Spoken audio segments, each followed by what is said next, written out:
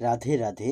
গীতার মূল্যায়নের আগের ভিডিও ছিল গীতার দ্বিতীয় অধ্যায়ের ৬২ ও ৬৩ নম্বর শ্লোকের ব্যাখ্যা সহ অনুবাদ করে বলেছিলাম। আজ ৬৪ ও ৬৫ নম্বর শ্লোকের তাৎপর্য সহ অনুবাদ করে বলবো। ৬৪ নম্বর শ্লোক সংস্কৃতে বলা হয়েছে, রাগোদ্দেশ বিমুক্তেই তু বিষয়ান ইন্দ্রিয়ই চরণ আত্মবশ্যই বিধে আত্মা প্রসাদম অধিগচ্ছতি। এর অনুবাদ হচ্ছে, সংযত চিত্ত মানুষ প্রিয় বস্তুতে স্বাভাবিক আসক্তি এবং অপ্রিয় বস্তুতে স্বাভাবিক বিদ্বেষ থেকে মুক্ত হয়ে তার বশীভূত ইন্দ্রিয়ের দ্বারা ভগবত ভক্তির অনুশীলন করার মাধ্যমে ভগবানের কৃপা লাভ করেন।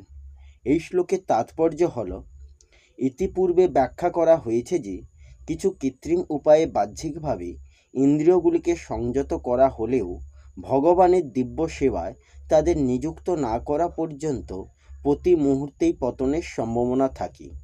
যদিও ভগবানের ভক্তকে আপাতত দৃষ্টিতে ইন্দ্রিয় পরায়ণ বলে মনে হতে পারে, কিন্তু ভগবানের প্রতি নির্মল ভক্তি লাভ করার ফলে ইন্দ্রিয় পরায়ণ কার্যকলাপের প্রতি তার কোনো আসক্তি থাকে না।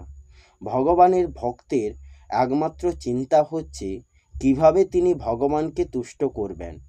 এছাড়া আর কোনো বিষয়েই তিনি চিন্তা করেন না। তাই তিনি সমস্ত রকমের আসক্তি ও নিরাসক্তির অতীত। শ্রীকৃষ্ণ চাইলেও ভক্ত অনভিপ্রেত অনেক কিছুই করতে পারেন, আর শ্রীকৃষ্ণ না চাইলে তিনি তার নিজের প্রীতিসুলভ বাঞ্ছনীয় কর্ম পরিত্যাগ করেন। তাই কৃষ্ণ ভক্ত কেবল ভগবানের নির্দেশ অনুসারে তার কর্তব্য কর্ম সম্পাদন করেন বলে তার নিজের কার্যকলাপ নিয়ন্ত্রণ করতে পারেন। এই ধরনের শুদ্ধ চেতনা লাভ করা যায় ভগবানের অহেতুক কৃপার প্রভাবে, যা ভগবত ভক্ত ইন্দ্রিয় পরায়ণে কার্যকলাপে যুক্ত থাকা সত্ত্বেও লাভ করতে পারেন। ৬৫ নম্বর শ্লোক সংস্কৃতে বলা হয়েছে, প্রসাদে সর্বদুঃখানাম হানি অশ্ব উপজায়তে প্রসন্ন চেতস হি আশু বুদ্ধি পরি অবতিষ্ঠতে। এর অনুবাদ হলো, চিন্ময় চেতনা অধিষ্ঠিত হওয়ার ফলে তখন আর জড়জগতের তিতাব দুঃখ থাকে না।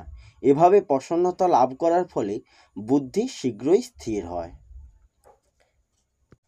এই হলো গীতার দ্বিতীয় অধ্যায় ৬৪ ও ৬৫ নম্বর শ্লোকের অনুবাদ সহ তাৎপর্য। আসব পরের ভিডিওতে। রাধে রাধে। জয় শ্রীকৃষ্ণ। জয় গীতা।